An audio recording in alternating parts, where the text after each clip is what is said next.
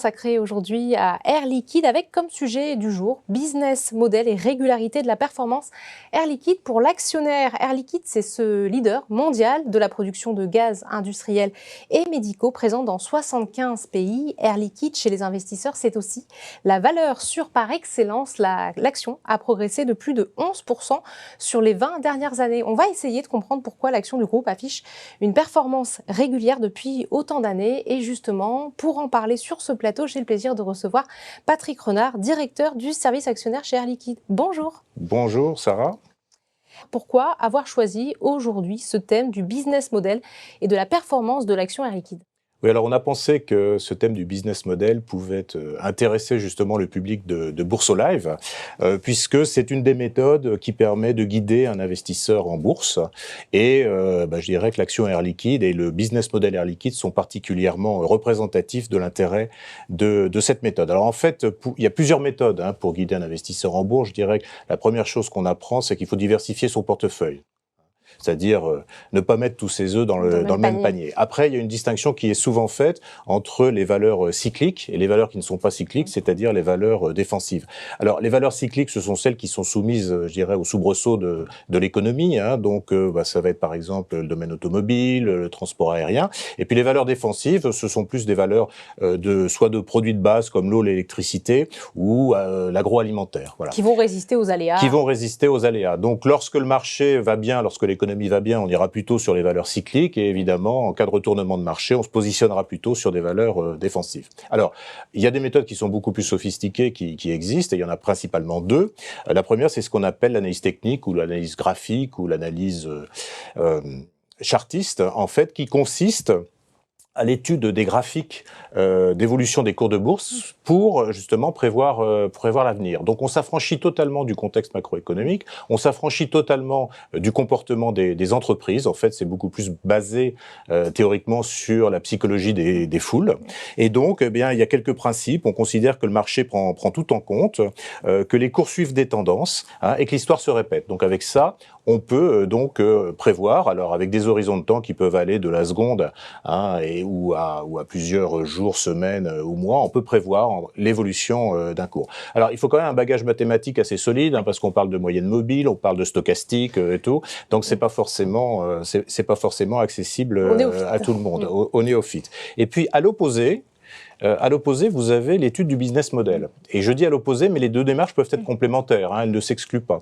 Alors, l'étude du business model, c'est au contraire, justement, s'intéresser à ce qu'est fondamentalement une entreprise, ce qu'est son activité, quelles sont les forces et les faiblesses de cette entreprise. L'entreprise, c'est comme un corps vivant, ça naît, ça grandit, ça peut mourir, ça peut être malade, ça a des organes. Donc, tout cela, il faut pouvoir s'y intéresser pour essayer d'anticiper ce que va être l'évolution du cours de bourse. Voilà. On va regarder finalement les fondamentaux. Alors, on va regarder les fondamentaux. Alors, pour ça, on peut s'appuyer sur plusieurs choses. Bien entendu, il y a tout ce qui est analyse ou études qu'on peut trouver dans la presse économique, qu'on peut trouver sur Internet. Et puis, il y a aussi les publications de la société, le rapport annuel et surtout le document, ce qu'on appelait le document de référence, qui s'appelle maintenant le document d'enregistrement universel. Et il y a 2 chapitres dans ce document. C'est un document très épais. Il y a tout sur la société. Ça fait couramment 500-600 pages pour les grosses sociétés du CAC. Et il y a 2 chapitres qui sont très intéressants pour l'actionnaire ou l'investisseur. C'est d'abord le chapitre dans le rapport intégré, le chapitre modèle d'affaires, et puis ensuite le chapitre sur les facteurs de risque et l'environnement de contrôle. Alors, ce sont des rapports qui sont assez normés par l'AMF, l'autorité des marchés financiers, ce qui explique qu'on trouve toujours ces deux chapitres. Donc on a finalement un large spectre pour analyser finalement une société, que ce soit l'analyse technique destinée aux érudits et puis le business model quand on veut un petit peu se plonger dans les fondamentaux d'une entreprise. Alors justement, vous êtes présent, vous, Air Liquide, sur de nombreux marchés et pays. Comment faites-vous pour gérer et appréhender les différentes sources de risques, comme les risques de change, les dévaluations monétaires, les pénuries de matériaux et aussi, on le voit comme actuellement, les conflits géopolitiques ?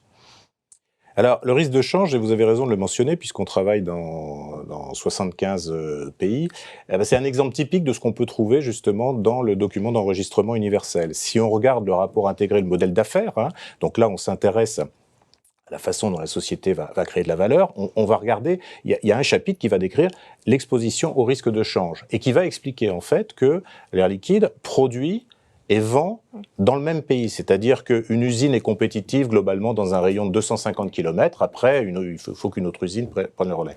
Donc c'est une particularité très forte du métier qui fait que l'on produit et l'on vend dans la même monnaie. Donc on n'est pas de ce point de vue-là exposé au risque de change, comme si on devait envoyer des produits d'un pays à un autre, traverser une frontière et changer justement de monnaie. Donc ça, c'est un facteur de résilience qui est extrêmement fort, c'est que les gaz ne voyagent pas. Voilà. Alors après, il y a d'autres effets du change qui sont d'abord, lorsqu'on consolide les comptes de la société en fin d'année, justement, par exemple, si le dollar a baissé par rapport à l'euro, eh bien tout ce qui vient de la zone Amérique va baisser dans la consolidation qui va en être faite pour publier le chiffre d'affaires. Et c'est pour ça que nous publions le chiffre d'affaires tel qu'il est consolidé et aussi corrigé des variations de change, ce qui permet de suivre vraiment la croissance organique de la société.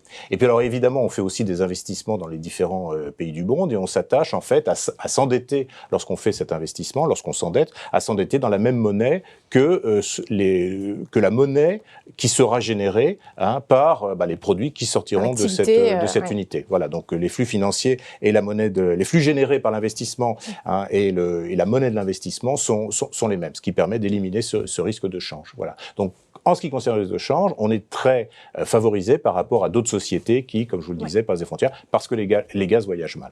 Et sur la question de la logistique ? Alors, sur la question de la logistique, c'est pareil, puisque les gaz ne voyagent pas, donc on n'est pas affecté par les problèmes de logistique qu'il peut y avoir actuellement. En revanche, on a des clients qui sont affectés et qui, si leur activité est perturbée, évidemment, on verra probablement des achats qui baisseront de nos gaz. Voilà.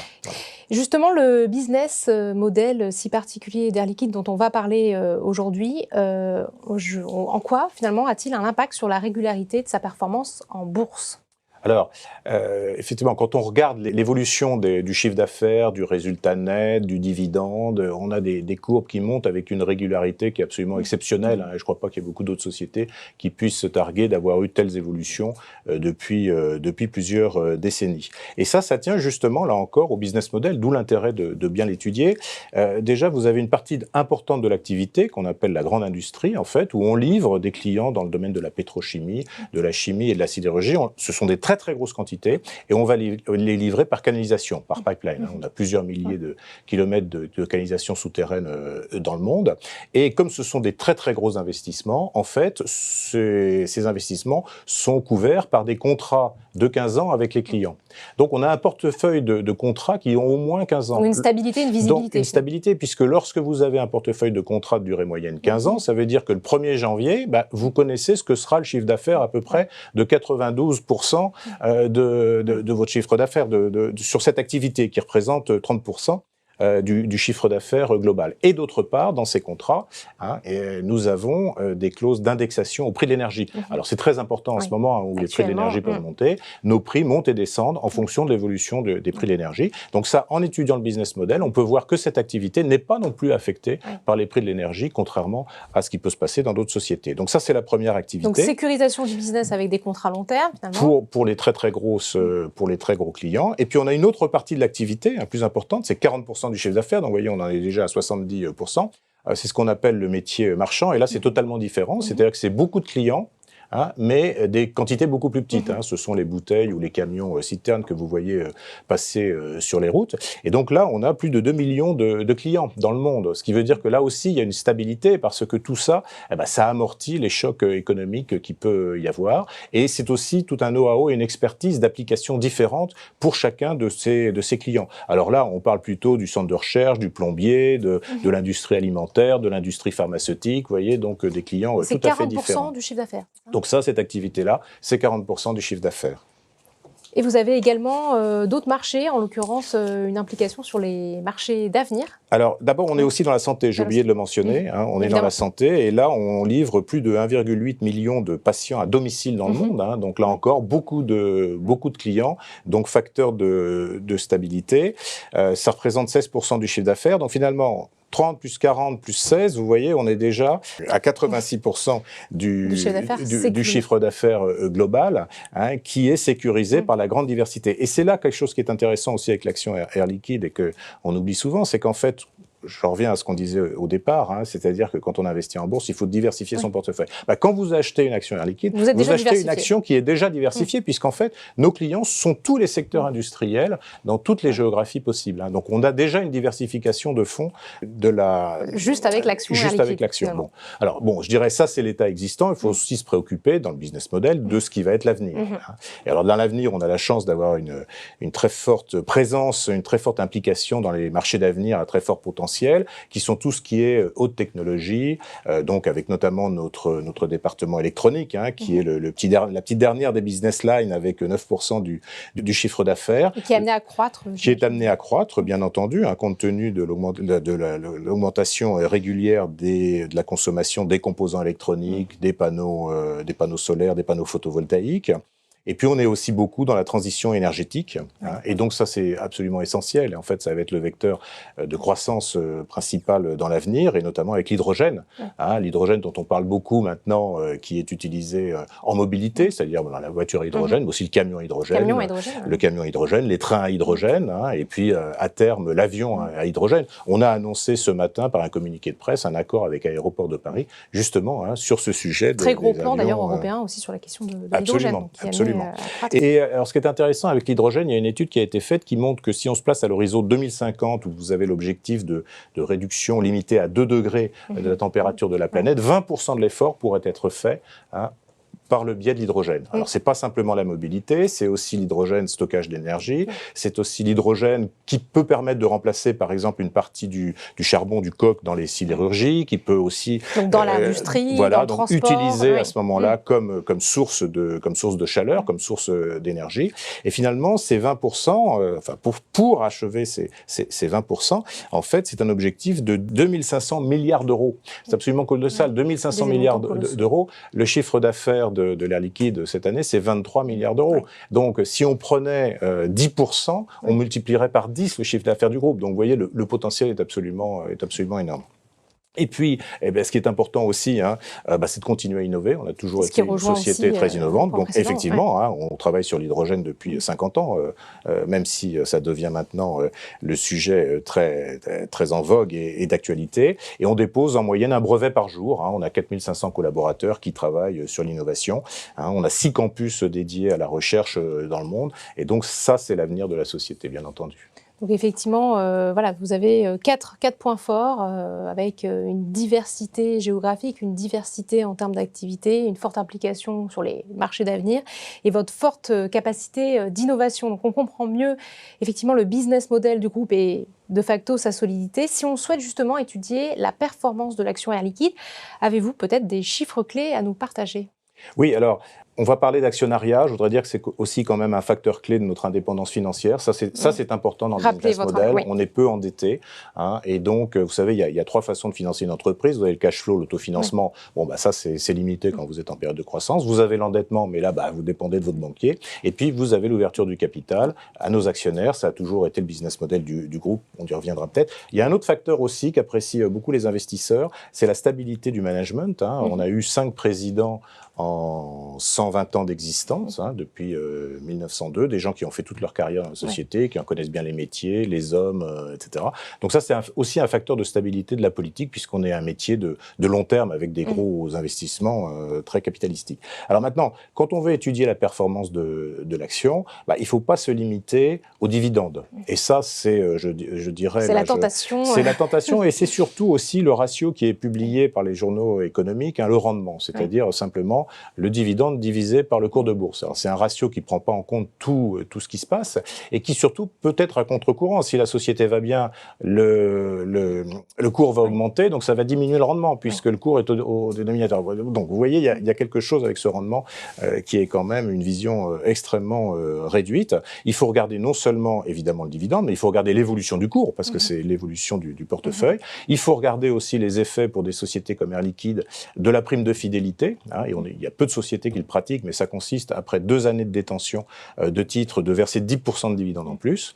Et puis les attributions d'actions gratuites aussi, qui ont lieu en moyenne à Air Liquide tous les 2 ans, une action gratuite pour 10. Bon. Et puis alors, il faut évidemment aussi regarder tout ce qui est frais liés à cela, donc les frais de courtage, les droits de garde, les frais de gestion. Et de ce point de vue-là, un actionnaire peut ouvrir un compte à l'Air Liquide et non pas dans une banque. Oui, ça c'est la particularité. Donc ça, c'est aussi une particularité. On a conservé tous les métiers du titre en interne, justement pour mieux servir nos actionnaires. Et dans ce cas-là, c'est ce qu'on appelle le nominatif pur. Il n'y a pas de droit de garde, il n'y a pas de frais de gestion. Et il y a des frais de courtage qui sont extrêmement limités, parmi les plus bas, voire les plus bas du marché, à 0,1% hors taxe. Voilà. Donc il faut étudier tous ces éléments-là. Et finalement, tout ça s'est regroupé dans un indicateur qui s'appelle le TSR. Alors c'est de l'anglais, Total Shareholder Return, c'est le rendement actuariel, le rendement global pour l'actionnaire. Et ça, c'est directement comparable, là, puisque vous prenez tout en compte, à un taux d'intérêt d'un livret bancaire.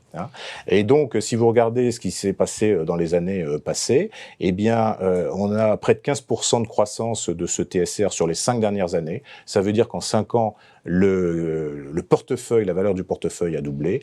Et puis, bon, des taux aussi qui sont de 12% sur 10 ans, de 11% sur 20 ans. Donc des taux qui sont absolument exceptionnels. Donc une croissance quand même, effectivement. Alors, une croissance qui est quand même très forte. Et alors, je vous rappelle ce qu'on appelle souvent la règle d'Einstein, qui dit que lorsque vous avez un rendement qui vous produit 7%, vous doublez votre portefeuille en 10 ans. Et puis 10%, 7 ans. Donc c'est facile à retenir, 10 et 7. Alors, juste pour information, le livret A vient d'être monté à 1%. Il faut 70 ans pour doubler son portefeuille.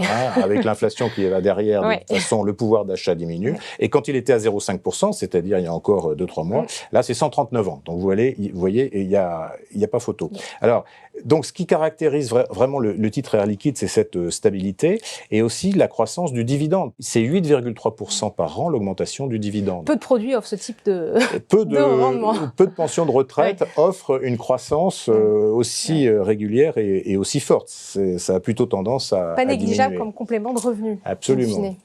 Donc effectivement, et vous avez, soulignons peut-être aussi que Air Liquide a cette particularité d'avoir une grande part de son capital détenu par les actionnaires individuels.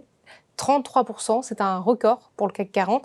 Comment Air Liquide s'est imposé comme la référence de la Bourse de Paris en matière d'actionnariat individuel ? Bon, alors, effectivement, 33%, c'est totalement en dehors des valeurs habituelles. La moyenne des sociétés du CAC 40, c'est un peu en dessous de 8%. Donc, on est très au-dessus. Comme je le disais, c'est un facteur d'indépendance financière, c'est un actif stratégique, c'est 33%. C'est pour ça qu'on les soigne. C'est historique, depuis la création de la société en 1902 avec 24 actionnaires individuels, l'entrée en bourse en 1913. Les actionnaires ont toujours suivi et soutenu la croissance d'Air Liquide. Et on en a eu encore une démonstration en 2016, puisqu'on a acquis une très grosse société aux États-Unis, la société Airgas. Et à cette occasion, on a fait une augmentation de capital qui a été massivement suivie par les actionnaires individuels, puisqu'ils ont souscrit à près d'1 milliard d'euros. Et on n'avait pas vu un tel apport d'argent d'actionnaires individuels sur la place de Paris depuis plus de 10 ans. Voilà. Donc ils nous soutiennent. Nous, bien évidemment, on veut rémunérer leur investissement. Donc on cherche une performance dans le long terme, régulière. Et c'est ce qui nous permet donc de leur donner ce dividende, ces attributions gratuites. Et alors, comme je vous le disais, on a gardé aussi les métiers du titre en interne. Ça explique aussi leur fidélité et leur satisfaction. Et c'est-à-dire que mon équipe, c'est 40 personnes qui savent, qui connaissent le métier des titres. Donc, on a des systèmes informatiques. C'est pas de l'informatique industrielle, c'est de l'informatique de place. Tout est finalement géré en interne et ça rassure. Tout est géré en interne, ça rassure. Et surtout, on peut expliquer aux actionnaires. Donc, on a des spécialistes en fiscalité. C'est important dans notre déclaration d'impôt.